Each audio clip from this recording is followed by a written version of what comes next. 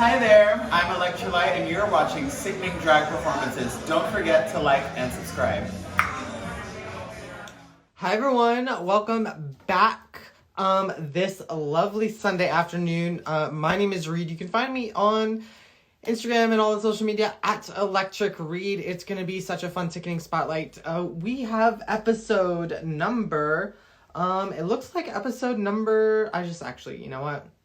Let me verify just to make sure.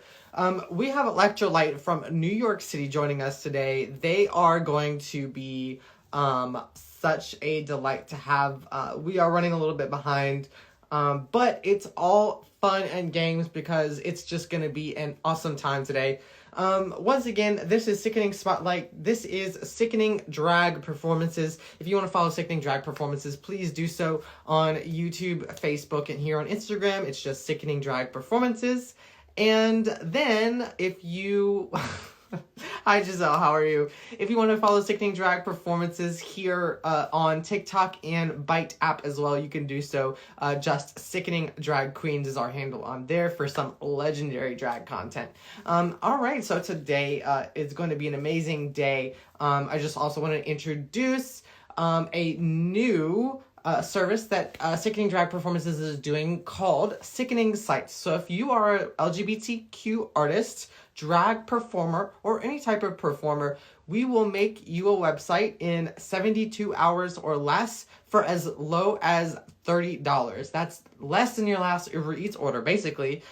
So please go on over to our link in our bio and tap Get My Drag Website Now in order to start that process, and it's going to be, a super fun time. We look forward to creating professional websites for some amazing entertainers, and it's basically a hands-off experience for you guys. We take care of everything on the back end, the design, the hosting, everything. So, but that's not what we're here to talk about. We are here to do a Sickening Spotlight with Miss Elektra Lite from New York City. So without further ado, let's go ahead and welcome to the chat.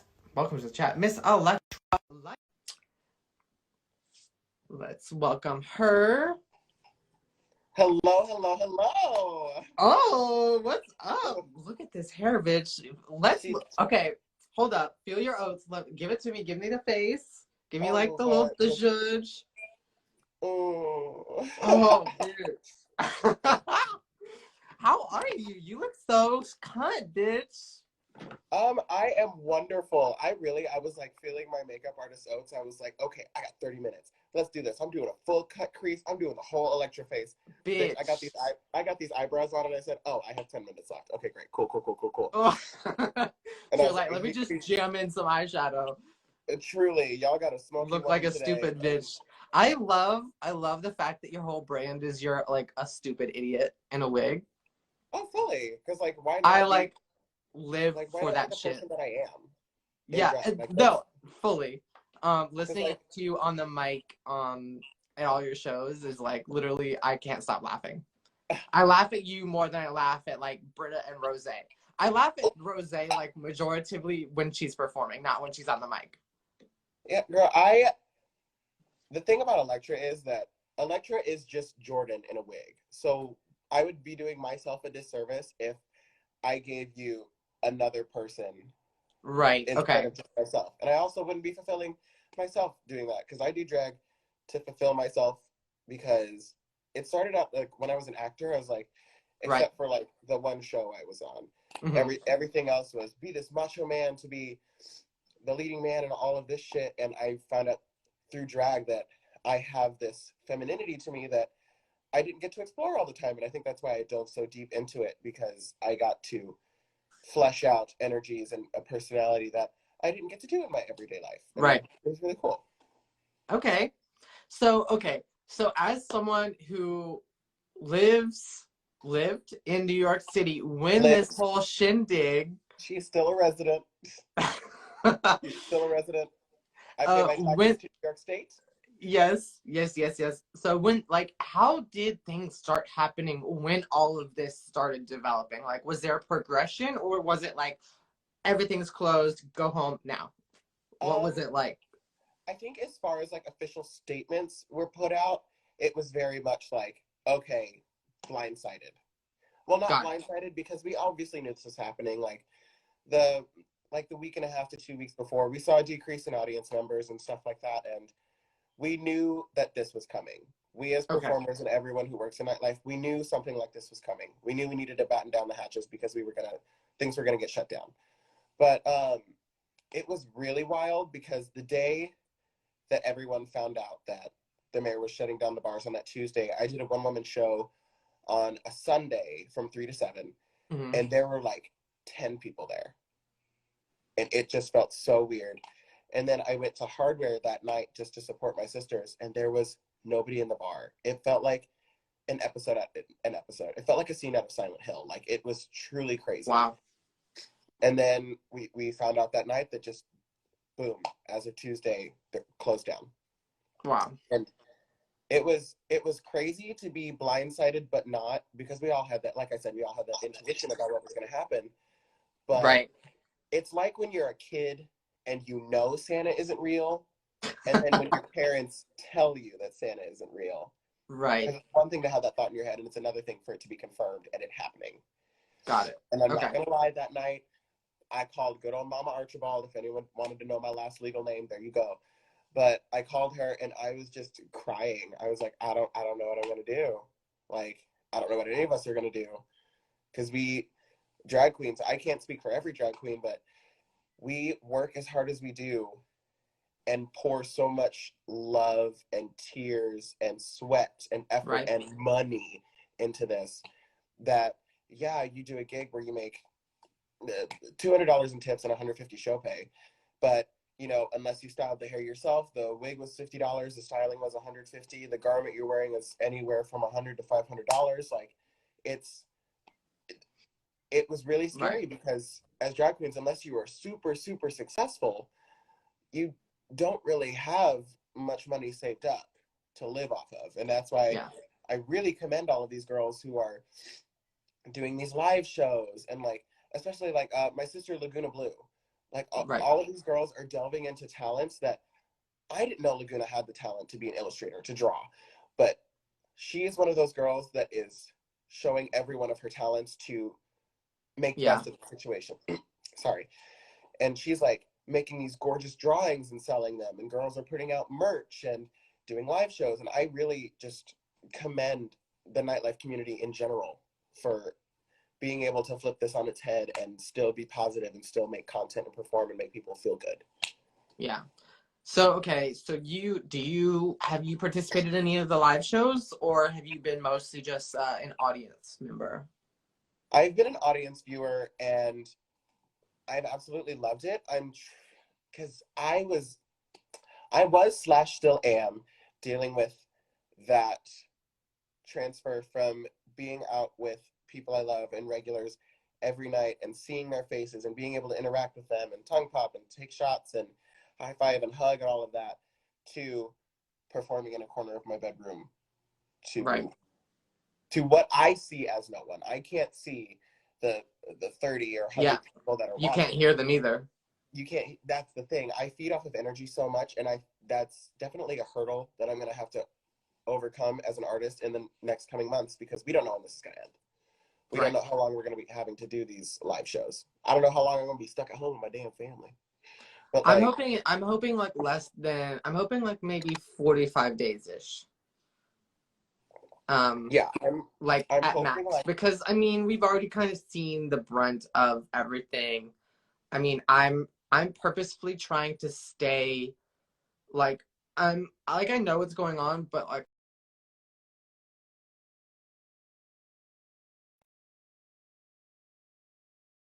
all I'm seeing is that. Sorry about there that. We go. Miss Popular. I froze.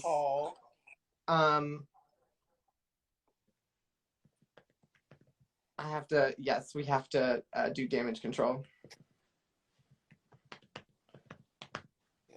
I'm hoping for like mid-June at the latest.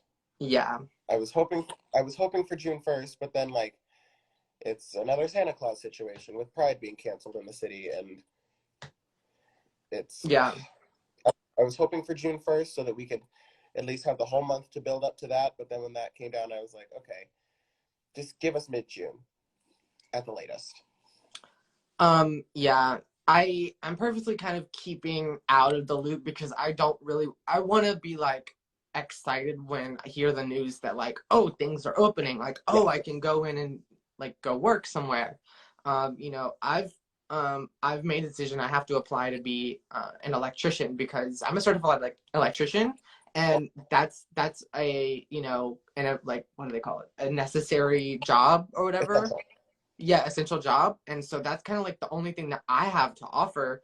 And so that's kind of the only avenue that I've been able to push. Like I have an interview tomorrow to be an electrician, and that was, you know, as far as a career goes, that was my plan C. Like I didn't really ever see myself doing that in the like super near future. So like that just goes to show like how much this has changed everybody. Crazy. But I want to definitely be like excited when I get the news that things are getting back to normal. So like as someone who like, I don't know, how are the days different now that you're not in the city? Like are you spending time like doing hair, doing like online learning? Like what's the zhuzh with that? A lot of it is just brushing up on skills that I have had and let fall to the wayside, or skills that have been building up. Like I'm working more on hair. I'm sewing garments. Yo, scary. Yeah. She's, you know, because when I was a musical theater student, I had all of my vocal coachings on my phone and voice recordings, and I'm going back through those and like doing online vocal coaching stuff just to get the voce back in order. And just it's a terrifying time. Yeah. I'm sorry. Going through it. I'm really going through it. It's really scary because I've learned if I sit for more than 60 seconds without doing anything, I just spiral in my head about things that are going on, and like, because you know I'm a Libra. I'm a pessimist Libra. I think everything is going to end the world. I think if I knock over this can of hairspray right now, it's going to tumble out the window, a car's going to crash into my house, and I'm going to die. You know, very that. Okay. So I'm just keeping myself busy with everything and anything that I can. Like I remodeled my old bedroom. I remodeled our attic. What the fuck? Fully. One day I sat there for too long and I started thinking too much, and I literally just walked straight up to the attic and just like rearranged everything and remodeled. I like spackled holes in walls and like shit like that. Wow. It's just like it's a lot of busy work. Yeah. And amping up on talents that, like I said, that I used to have or that I want to have. And so that when we get back to some sense of normalcy, I can be that queen that's not just funny on the mic and does the tricks. I can be the girl who does that, but also does hair and makes her own costumes. And I'm working on music, and I'm like, not even just mixes, I'm working on like some recorded music stuff so I can, you know, be a SoundCloud rapper drag queen, you know? Yes. Okay. Okay. You said where in Illinois are you? If you look at Illinois, go to the middle of the state, all the way east to the river. That's me. I am in Quincy, Illinois, girl. So there's no drag around you anyways. I actually started drag here. Okay. Like it's one of those towns that does a monthly show, like one show a month. And I did 2 of those, and you were like, not it. I was like, girl, I'm not this. I was fully feeling the fantasy, looking there going, not this. Click. Yeah. Very that. And the drag around here, there's a lot of heart. There's a lot of heart here, and girl, if I'm going to be completely candid, I've never been a girl to censor myself. It's a lot of fuck shit around here. Like, these girls are real petty. But, like, it's also not girls who do this for a living. Like, girl, let me tell you something. It's very that in Charleston. Charleston's where I come from, Charleston, South Carolina, and we have a lot of drag. We used to, like, when I first moved there, probably like 6 years ago, we had maybe like a show. We had one show maybe 4 days out of the week. Now we have a show every day of the week, and some Sundays you can find as many as 3 shows at 3 different venues. So it's crazy because we have like, 3-4 dozen queens now, where we used to only have like the cast members at the one bar, and then it's also like all these baby queens are so territorial of their like shows that they're not getting paid for yet because they're like new queens, and it's very petty, like you said. Like, and I don't think it's necessary. Like, I'm not trying to throw shade at anyone, obviously, but it's just like it's about art. Drag is art, and art is subjective. Let everyone have fun. Like it can all be boiled down to a lack of perspective. Like, people like these queens, whether they're baby queens or like pageant queens from all the way down the road, like, obviously respect the pageant queens. They blaze the trail. Like, people who are icons in your community, respect your fucking icons. Respect your fucking icons. But they come into these shows, and the sense of like misguided grandeur that some of these girls have, and I'll say it specifically in my hometown, is honestly baffling. Because like, I came back from tour. When we came back from our China leg, I did 2 shows here. I did 1 show at the Big Gay Bar, and then I did 1 private event. I did the private event and went over to a show that was happening right after that I wasn't going to be able to do because of time stuff. And these girls went to the management and asked if I could be asked to leave because I was just there. Like, it's not even to the point of just like, oh, this girl's doing this show with me, I don't like that. It's the fact that another drag queen is in the fucking room, sis.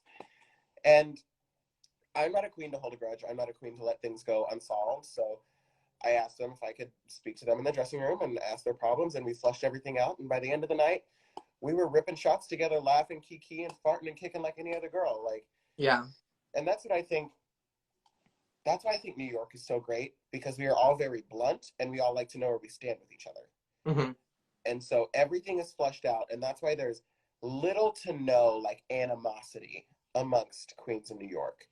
But I feel like a lot of other towns haven't gotten there yet. Yeah, because as in New York, there's no bullshit. Nobody has time. Exactly. No one has.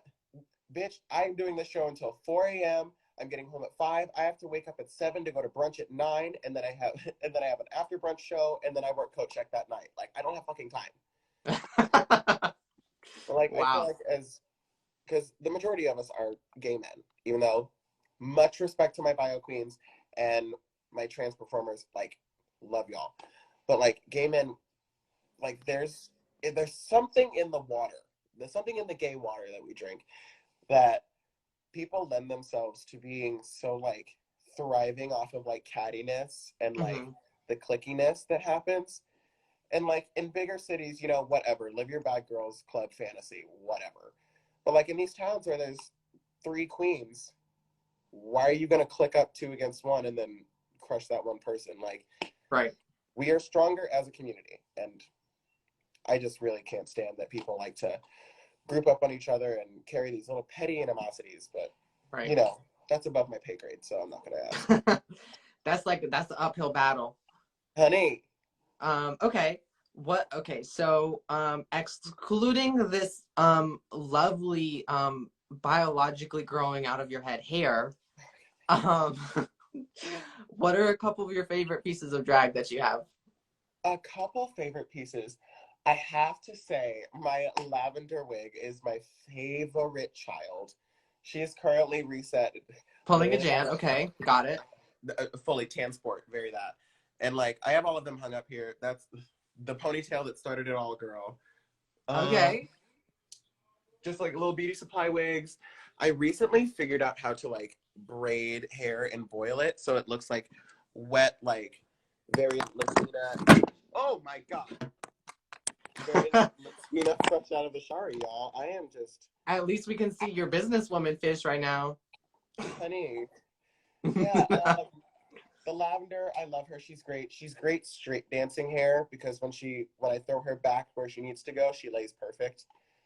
She also works great as a fucking ponytail, and I can't tell you the number of times I've been called tan sport while wearing that fucking wig. What else? Is that a thing? Wow, that's interesting. I'm like, thank you for the compliment because Jan is very gorgeous and one of my favorite drag queens, but also it's a mildly racist comment, sir. Yeah. But yeah, hold on, be right back. I love that wig. Where did these shoes go? Okay. Sorry, my bedroom at home has become a drag den. Did you, how much drag did you move out of? Like, did you fully take all of your stuff with you back home? Or did you, like, how much drag did you take back home with you? I took enough I brought enough home with me to do looks and, like, whether the Perform garment, if you need to? yeah. Like, if Illinois, for some fucking reason, opens up before New York, I could do a couple shows. Yeah. I did an event with Barry's Boot Camp for their birthday, and it was their 21st birthday. So they had, so sorry. I promise it's allergies. I don't have this Rona. They did like a huge celebration of it, and it was college themed. They turned this whole like sound stage into a college campus. Okay. I was Barry's cheerleader, like literally like peplum skirt and all, like very that. This gorgeous garment that has been all over my Instagram. I love her so much because I like to wear long. Oh my god. I really love this for me today. I love this so much because I like to wear long sleeves because I have very thick manly arms. Love it when I'm out of drag. Trade arms, great. But like yeah, with the long sleeves it makes it like they disappear. Fully. But then I sweat a lot because it's more fabric on my body. But these have these lovely little mesh sleeves. And this was actually made by Yuha Hamasaki. Oh, work. Yeah, I got this from Skywalker because we did a show. We did a Woman Crush Wednesday, and it was just me and Sky because Dee Dee was out of the country. And we were like, what are we going to do for a theme? And I'm like, bitch, let's swap drag. Like, it was when I was going through that, like, hair, like, right here, very flat, very, like, biological schoolgirl hair moment. Mm-hmm. She wore that. I wore this big orange hair. That's when I did the Pennywise look. Oh, yeah, okay. Full Pennywise clown costume, because Sky's a cosplay girl. Also, my mother had this jacket a while ago. It was like this huge, like, tiger print, like, semi-metallic material that was just a coat. So I took it in, I ripped the lining out. I'm stuffing the collar tonight, so it's, like, big and regal behind me. Bitch, I actually want to show you one of my favorite jackets. Oh, my God, please. You're gonna gag. While I'm doing that, entertain the children. I'll be like 2 seconds. Entertains. Okay, so I'm gonna show you all my taint. Okay, I'm just following the prompt. You know what I mean? Oh my God, Sean Ernie, hello. As far as the Carol Baskin comment, please keep a lookout for very pussy makeup, this hair, and that garment, and watch the caption. Are you ready, Miss Thing? I am so ready, Miss Thing. Oh my God. Please, Pride 2021, let's be the Cowardly Lion and the Tin Man. Can we absolutely? Absolutely. Oh my God, I love this.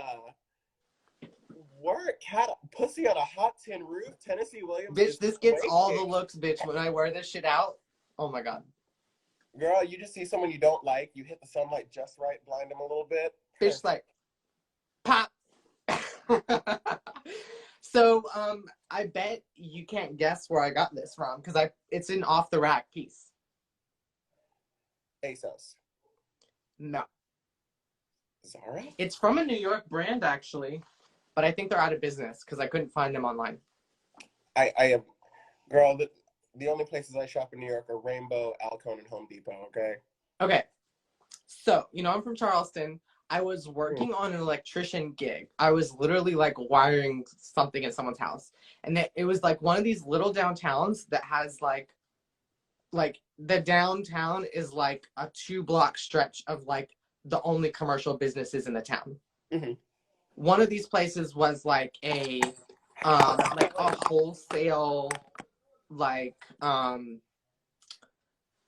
don't know. It was like a very, like, I don't really want to sound insensitive, but it was like they only sell like suits and like church lady dresses. Okay, Fully very, like very Afrocentric, very that. Fully like a Walmart, but that, yeah. Okay, And so this is a church lady dress top.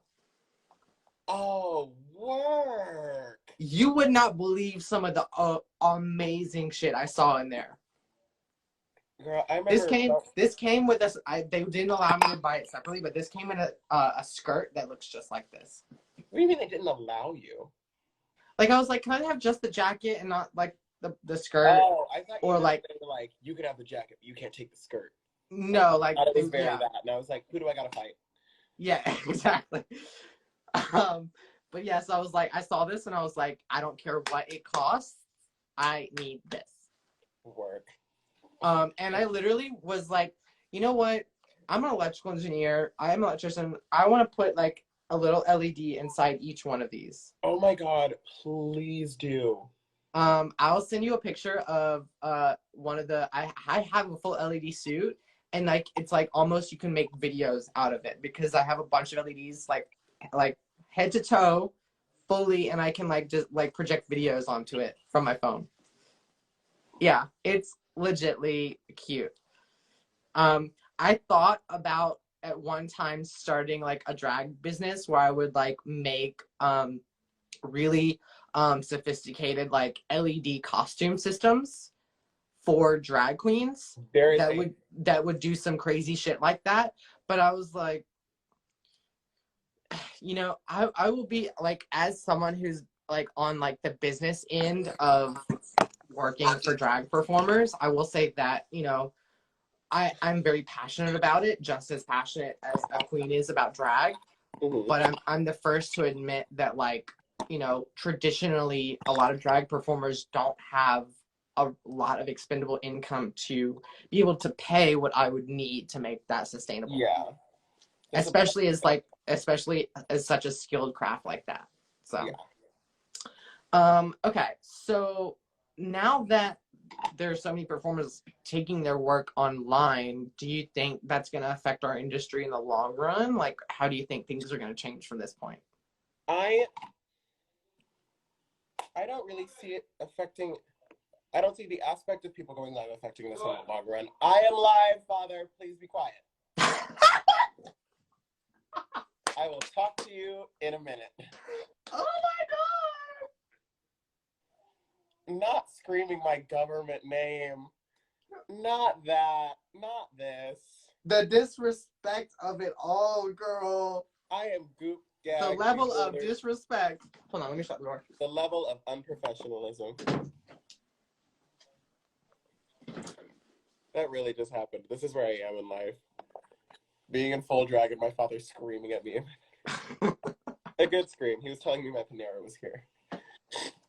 Okay. So yeah, you were saying about like it not affecting like our people going online, but what were you gonna say? I don't think the aspect of people going live is going to affect it. Obviously, this whole situation, this moment in history that we're all living through, because this is going to be in history books. Yeah, we are living in history right now. This is going to affect us for a little fucking bit. Like, it's going to take a minute to get back up to 100. But I think if going live is going to affect us in any way, I would say it would affect us in a positive, because I have a lot of my fan base is like overseas. Like, I have people in Abu Dhabi, people in London, people in Mexico, people in the UK, like all over the place. And I would love to get to a point where I have the spare time and sanity to do, like, on a Wednesday, do a 7 p.m. live show for the people who can't be here, and then go do my show at Hardware. Right. For the people who can be here. And I think this going live and people realizing that there's a lot of demand to see artists online is opening a lot of people's eyes, mine included, to the validity of going live, because it's letting us see the people that we don't see on a daily basis, and see how much they appreciate our art, and that they want to see our faces and want to interact with us. And I think that's just like really fucking cool, dude. Super Yeah. neat. Yeah. That's also like one of my favorite words. Just calling something really neat is like such a compliment for me. Okay. Like someone does like some kind of trick, I'm like, dude, that was neat. That was Oh yeah. It's like something you don't say every day. Yeah, fully. That reminds me, like totally off topic. My niece, when she was like, she's my second niece. My sister has 2 kids, but like literally when she was probably like a couple months after she started like actually speaking, like her favorite thing to say if she didn't like something was not a fan. I love that so much. I am a fan. Like what? Like fully 1 year old. Like, do you want some broccoli?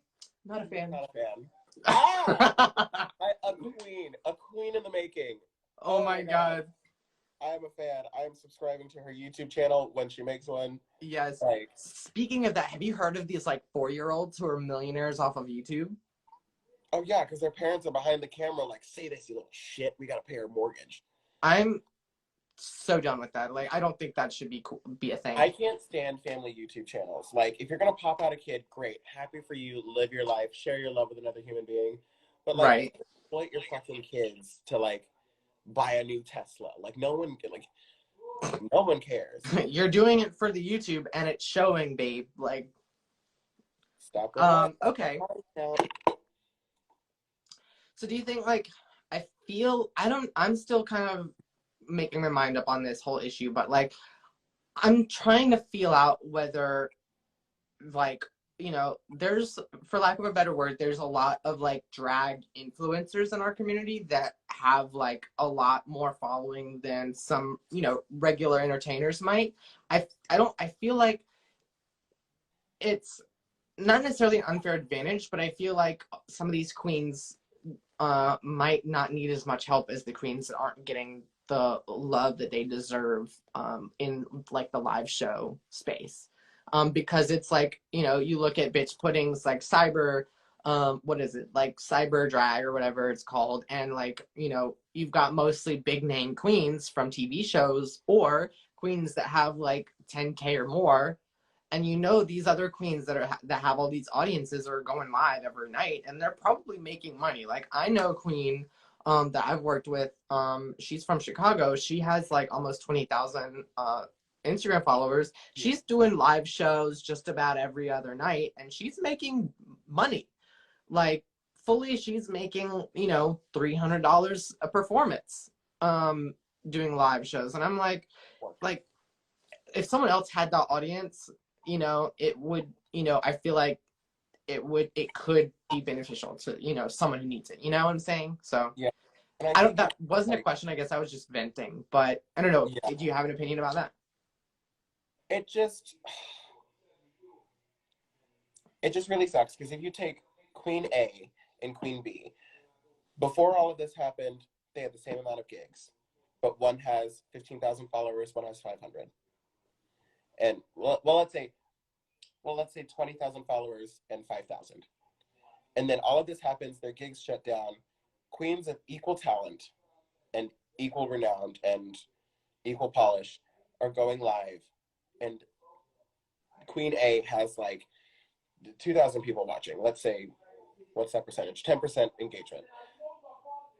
2,000 people. My brother is screaming. 2,000 people watching, and Queen B has 20 people watching. Like, the disadvantage of that is really kind of staggering.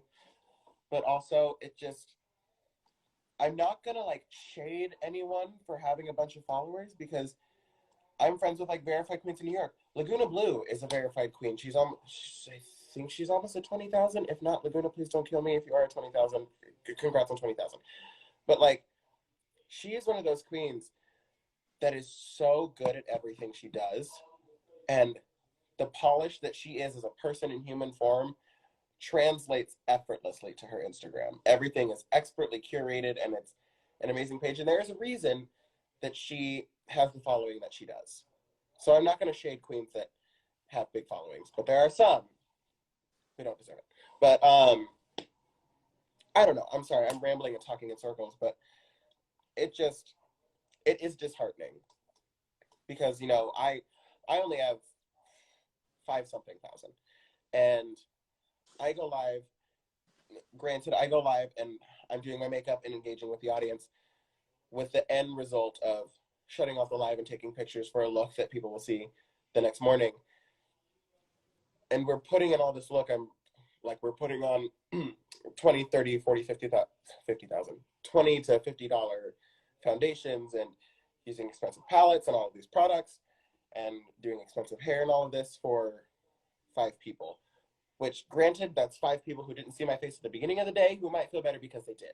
So I'm not going to moot the whole point of going live. Right. But it's just kind of disheartening to go from a packed bar hooping and hollering for you when you literally just, like, twitch a fucking pinky finger to putting out a shit ton of They effort. do that. They do that, sis. They go off. Girl, if you bust out that windmill, the kids go crazy. It's a wrap. I don't know why. Maybe it's just because we got long ass arms and they cover up a lot of space. And it's like that ooh shiny moment, like bury that. But yeah, it's just a little disheartening. But I feel if this is gonna last for a little bit longer, people are gonna realize the validity in virtual drag and really gravitate toward queens more. I want to see how it affects the younger drag audiences in the long run, because I feel like there's 75 to like, you know, 90% of all of the drag that goes on in the world is not accessible. Like the performance stuff is not accessible by people who are under the age of 18. Yeah. So like I feel like that part of our industry is going to change, and I feel like there are going to be queens that do cater to a younger audience, but maybe it's just their brand, what they go for. But like I feel like that's definitely going to be something that changes and that helps out other queens. I feel like this could be a great thing for younger audiences, like the 18 to 20s, who are, like you said, don't see drag very often. They see a TV show and maybe a queen go live to do her makeup every 2 weeks. But now they're seeing the full scope of everything. They're seeing queens teach dancing classes, teaching how to do hair, teaching costumes, and obviously performing. And that can like really amp them up to like want to see this live more. So they like run to the bar on their 21st birthday. On your 21st birthday, don't get a fake ID because I can't vouch for you. If you have a fake, I will get you kicked out as well. Sorry. A message to the people. Speaking from experience. Speaking from experience. I had a friend that was going to NYU, and she heard that I was performing at Pieces for my first time with Ruby when Britta was gone. And she's like, I'm going to bring a bunch of my friends. And I was like, okay, girl, so excited. I'll see you there. And then like 3 minutes before she like turned the corner to come down to the bar, I'm like, wait, I'm 24. She's 4 years younger than me. And she popped up with her fake ID and was like, no, I know Elektra, I know Elektra. And I'm like, bitch, I've been doing drag for 5 minutes. Saying you know me don't mean shit. Expecting me to get her in. And I was like, girl, there's nothing I could do. The bartenders, and this man could lose his job by letting you in. So, you know, don't be an asshole. Pre-game at home, wait till you're 21, and then come out and forward. Unsolicited, you should start a segment. Unsolicited advice from Elektra. That's what every single one of my lives is. I talk about shit that pisses me off. I make stupid jokes. I might burp every now and then. Girl, what's the difference between you and a joke? You can't take a joke. Wait, I told that joke wrong. What's the difference between you? I ruined the joke. But what's the difference between you, between a joke and 2 dicks? You can't take a joke. Well, I'm not going to confirm nor deny these accusations. I will just say Thailand was fun. That's all I'm going to say. Word. I would agree. Okay, so we are about to wrap up. Is there anything that I haven't covered yet about this whole Miss Rona thing that you would like to put out into the air for the children? If anyone watching has seen me live in a one-woman show, I like to leave any kind of engagement with, you know, a positive note. Social media right now is real nasty because, like I said before, gay people, we love to be catty and clap back and use whatever Wendy Williams gift that describes our feelings in the moment. But especially in this time when everything's really heated and people are scared and there are things happening in hospitals, and I'm not going to say the word because it hurts me to say it, but things are really kind of scary and dark right now, and going online and being shady and nasty and putting out nothing but negativity is going to do nothing but make, one, you look like an asshole and make other people feel worse. Just be kind, be happy, do like I've been doing. I've been upset and angry at things. I wake up and see a tweet that pisses me off.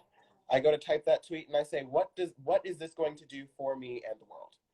If this tweet goes viral and it ends up on fucking TMZ, how is this going to make me look like an asshole? So I delete it. Don't save it to your drafts because I guarantee you when you're at home drunk, you'll post it anyway. But just be kind. Be nice. You know, share a funny video. I've been doing this thing on my Twitter that literally has like 2 followers. But like, when I'm feeling upset, I Google pictures of happy dogs, and I post 3 of those pictures to my Twitter just to put something positive out there. Put something positive out there, or put nothing out there. If you're feeling pissed off, work on it. Masturbate, take a shot, do something. Make yourself feel better, because everyone's feeling kind of shitty right now, and we need to. Hi, Mommy Elektra. Hi, Mom. Hi, Mom. She says hi. But yeah, just don't be an ass. Eat ass, and that's what I will leave off. Work. Amen to that. That's my new merch. Okay. Okay, so where can the children find you beside here on Instagram, Twitter at Elektra Lite, or? Yep, you can find me across all social medias. It is just my name, ELEKTRALITE _ on Instagram, Facebook, Snapchat. I am on the TikToks now. I'm with the children. Grandma upped her game. I'm up there. Seamless, Grindr, Venmo, PayPal. And if you know my full legal name, which if you've been watching this entire time, you do, you can find me on XTube. Okay. I'm currently in an email battle with them to get that taken down, but you know. Oh, work. Enjoy it while it's up, kids. Okay. So thank you so much for coming in today. I wish you all the best of luck filming your lovely contents this evening. And I hope to talk to you very, very soon. Let's clap. I'll talk to you soon. Thank you for having me. All right. Bye-bye. Bye, guys.